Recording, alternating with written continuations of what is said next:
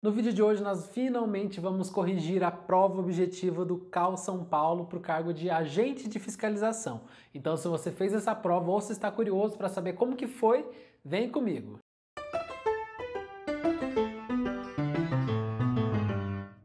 Olá, seja bem-vindo. Meu nome é Felipe, eu sou arquiteto e concurseiro e você está no Flashcards Arquitetura.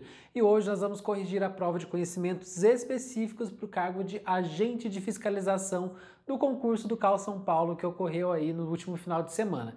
Então já vamos começar porque são 20 questões e vamos lá para a primeira questão, que é a questão de número 21.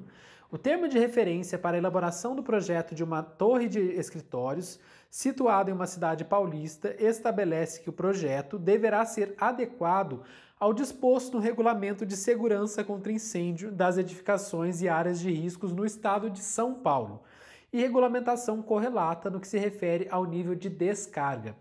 Então ele quer saber basicamente aqui qual que é a definição de nível de descarga, né? Daí ele fala, trata-se, portanto, de atentar a. Ao número total de pessoas a ser escoado pelo conjunto das saídas de emergência? Não.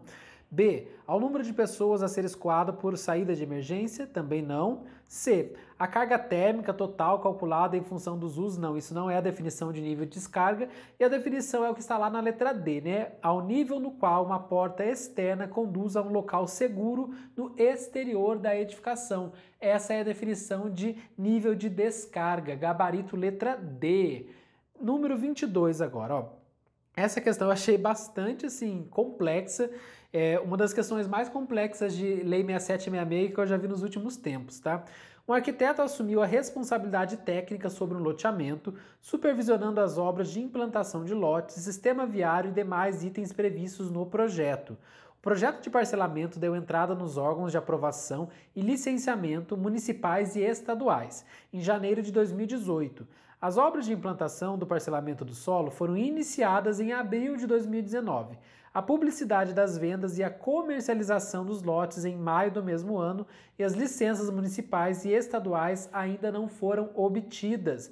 Segundo a Lei 6766, que dispõe sobre o parcelamento do solo urbano, a conduta do arquiteto constitui. Então, basicamente aqui o que ele queria saber de você era assim, qual que era essa conduta do arquiteto, se tinha sido legal ou não, porque ele tinha vendido os lotes, né, sem as devidas licenças municipais e estaduais.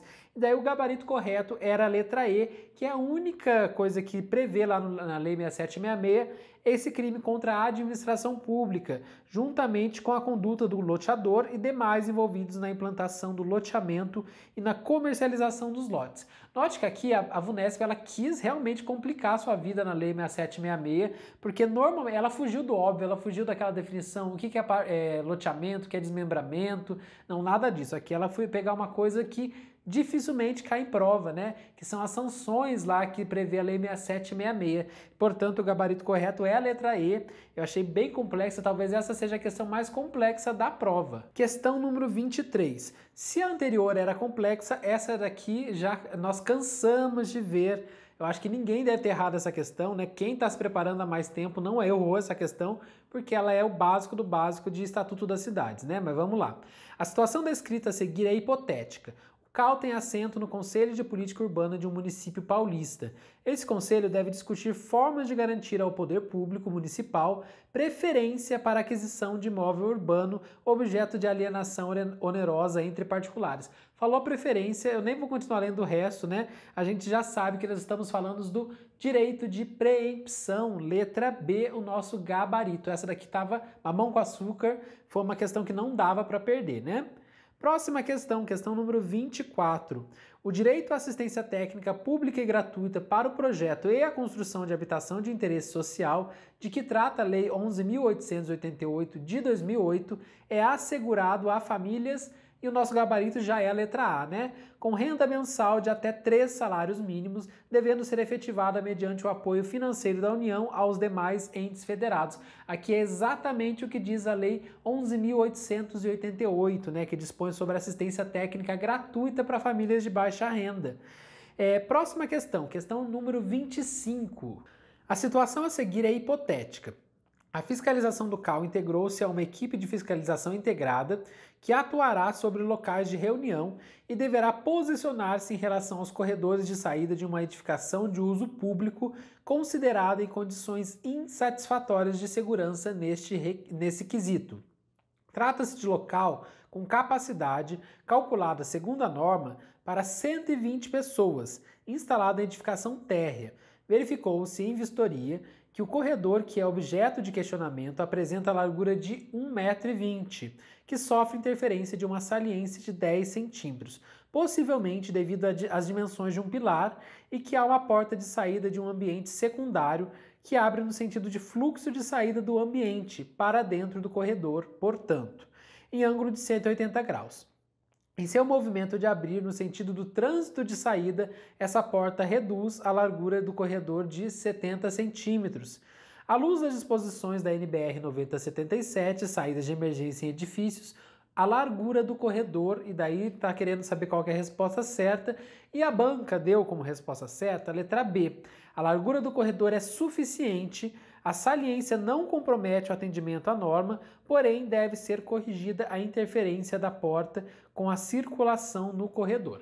E daí, se a gente for observar, a norma realmente diz que a largura do corredor deveria ser de pelo menos 1,10 m, como aqui ele fala 1,20 m, está dentro da norma. A saliência de 10 centímetros também está ok, porque é o máximo permitido, também está legal. E a última parte da norma ele fala que realmente só a porta, o sentido de abertura da porta é que precisaria ser corrigido, portanto, ao nosso gabarito. Eu devo confessar que eu errei essa questão, porque eu estava muito com a ideia, quando ele falou corredor de uso público, eu estava com a ideia da NBR 9050, que fala que corredor de uso público é 1,5 m, e daí eu mudei a minha resposta, Mas o gabarito é realmente a letra B. Próxima questão, agora vamos tratar de uma questão de NBR 15.575, norma de desempenho.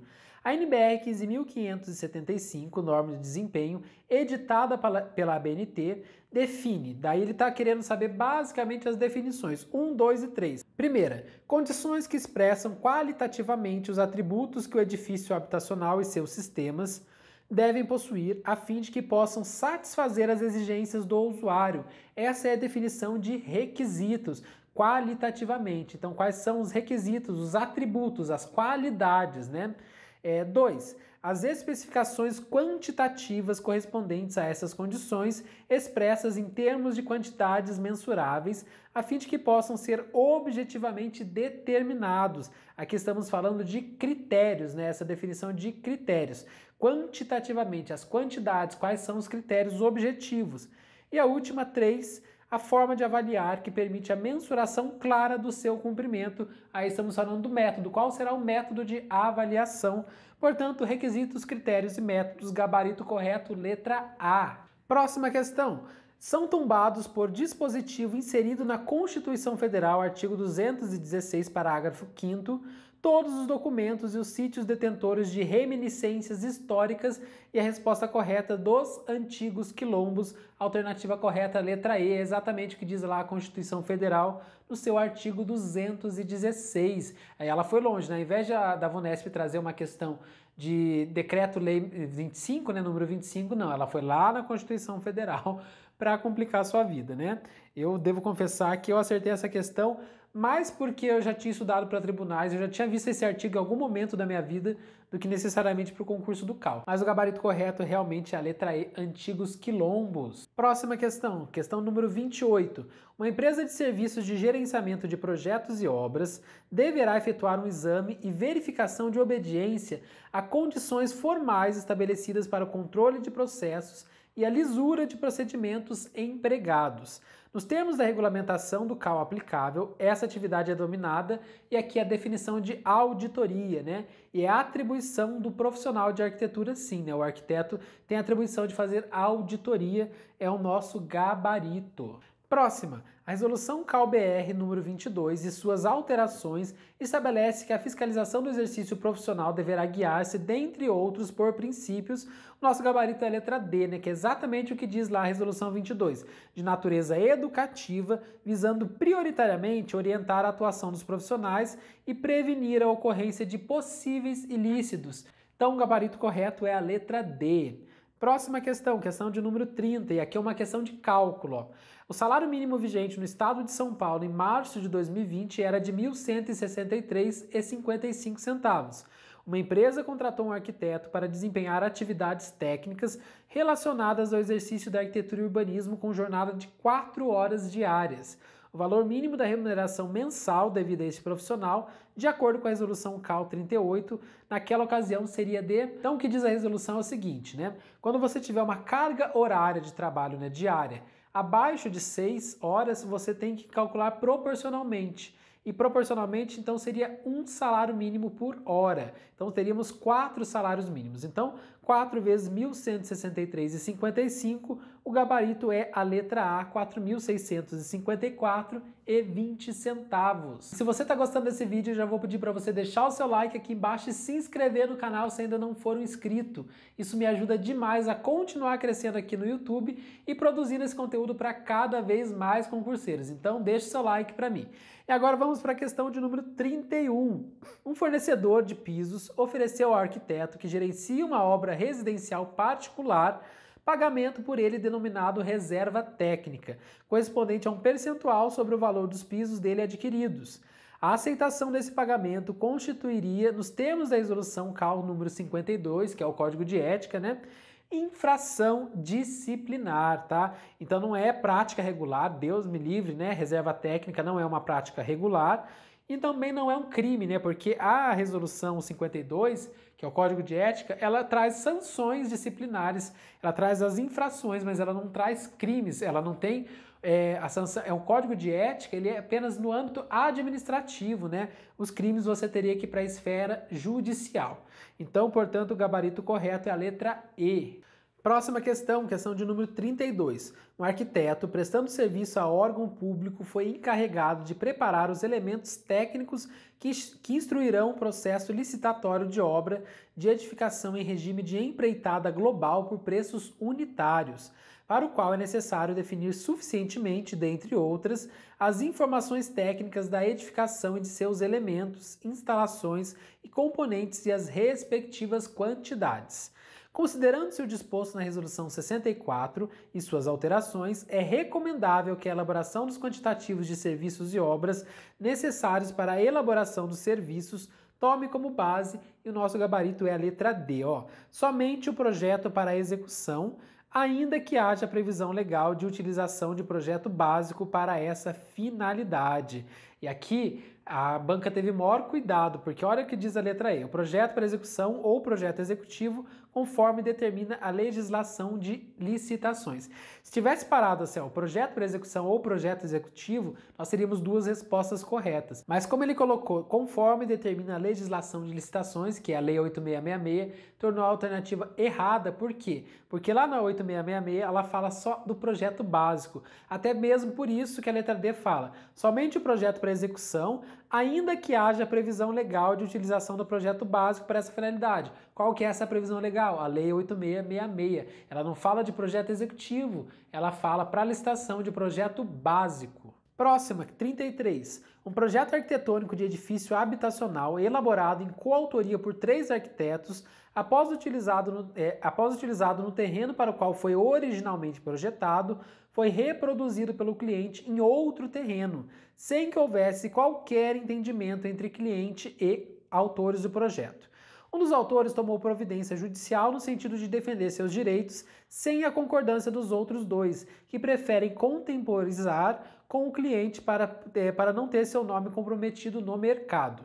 A atitude do profissional que ingressou na justiça, então a resposta correta é a letra E, né? É admitida pela legislação aplicável a direitos autorais que dispensa a aquiescência dos demais coautores. Obviamente, ele é o autor do projeto assim como os demais, e se os outros não querem entrar, ele pode entrar sim, até mesmo porque tratamos aqui de uma questão de plágio, né? 34. A partir de programa de necessidades detalhado pelo cliente, o arquiteto elaborou o projeto de edificação passível de repetição, estando em discussão junto ao contratante os direitos autorais envolvidos em uma possível repetição do uso nesse projeto para a construção de outra edificação.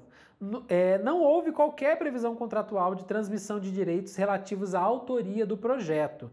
Nesse contexto, é correto afirmar que os direitos autorais é a letra B, o nosso gabarito, né? patrimoniais pertencem ao autor do projeto e perdurarão por 70 anos, contados a partir de 1º de janeiro do ano subsequente ao seu falecimento. Questão muito bem elaborada essa daqui. Ela queria que você soubesse a diferença entre direitos autorais patrimoniais e direitos autorais morais. Próxima, resolução número 75 agora, 35. Dispõe sobre a indicação de responsabilidade técnica referente a projetos, obras e serviços. Para os fins de cumprimento da Resolução 75 e suas alterações, a indicação de responsabilidade técnica no âmbito da arquitetura e do urbanismo é entendida como a. Uma ferramenta de promoção do profissional não é uma ferramenta de promoção do profissional. B. Um direito da sociedade à informação e do arquiteto e urbanista a ter reconhecida sua autoria ou responsabilidade por projeto, obra ou serviço. Muito bem, nós já achamos o nosso gabarito letra B. 36. A situação a seguir é hipotética. O arquiteto foi chamado a atender à situação de emergência oficialmente decretada. O prazo limite para o recolhimento do RRT correspondente será de até 90 dias depois de cessada a emergência. Quando a gente está falando de casos de emergência, né, oficialmente decretada, situação de emergência oficialmente decretada, o prazo para o profissional expedir lá o RRT é de 90 dias. Próxima questão, 37. A fiscalização do CAL São Paulo recebeu reclamação e, após diligência, constatou que pode ter havido alteração nas informações constantes de um atestado que servia de base para uma certidão de acervo técnico com atestado, CAT-A. Nos termos do artigo 21 da Resolução BR número 93, assinale a alternativa correta. E a alternativa correta é a letra C, né? Deve ser instaurado o processo administrativo no âmbito do CAL São Paulo, o qual poderá resultar na anulação da CAT-A. Próxima, 38. Um processo ético disciplinar apura se a conduta de um arquiteto no desenvolvimento de um projeto de edificação e na direção técnica da obra correspondente teria sido a causa de um conjunto de danos à obra e a vizinhos, produzidos pelo escorregamento de um talude. O reclamante, proprietário da obra, e o arquiteto manifestaram disposição de chegar em uma conciliação em relação a esse processo, nas condições descritas nos termos da Resolução 143 e alterações. Ele queria saber qual que era a resposta certa, e a resposta certa era a letra E. Não cabe a conciliação por estarem envolvidos danos a terceiros. Eu devo confessar que eu errei essa questão, na verdade eu não fazia ideia de qual que era a resposta correta no dia da prova, tá? Mas a resposta correta é a letra E. Não cabe a conciliação por estarem envolvidos danos a terceiros. Próxima questão, 39. Uma empresa regularmente cadastrada no CAL São Paulo, atuando em atividade afeita à arquitetura, causou prejuízo irreversível ao meio ambiente, tendo sido instaurado procedimento para apurar infração ético-disciplinar no âmbito do CAL. Sem prejuízo de sanções em outras esferas civil e criminal, a Resolução 154 prevê denunciar, processar e julgar por essa infração. Gabarito correto, letra C. A empresa e os arquitetos que tenham vínculo societário com ela ou a dela sejam responsáveis técnicos somente. Eu confesso que eu fiquei muito em dúvida se a resposta correta não era a letra D. Eu não coloquei a letra D por um único detalhe, que eu acredito que é o detalhe que torna essa questão errada. Ó. A empresa e pessoas naturais, arquitetos ou não, quando fala arquitetos ou não, é que deixa a questão errada, porque tem que ser arquiteto, né? Que tenham vínculo societário com ela ou que dela sejam responsáveis técnicos. Portanto, a letra D não é o gabarito é a letra C. E a última questão, questão de número 40.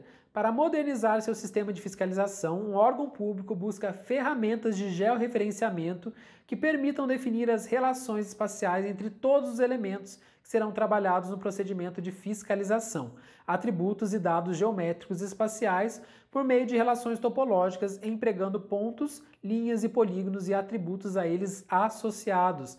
Essa funcionalidade será plenamente obtida com o emprego de SIG, né? Sistemas de Informação Geográfica, portanto, gabarito letra C. Bom, pessoal, esse foi o vídeo de hoje. Espero que vocês tenham gostado, espero que vocês tenham ido bem nessa prova do CAL São Paulo, que consigam aí ter o estudo de caso corrigido e até o próximo vídeo.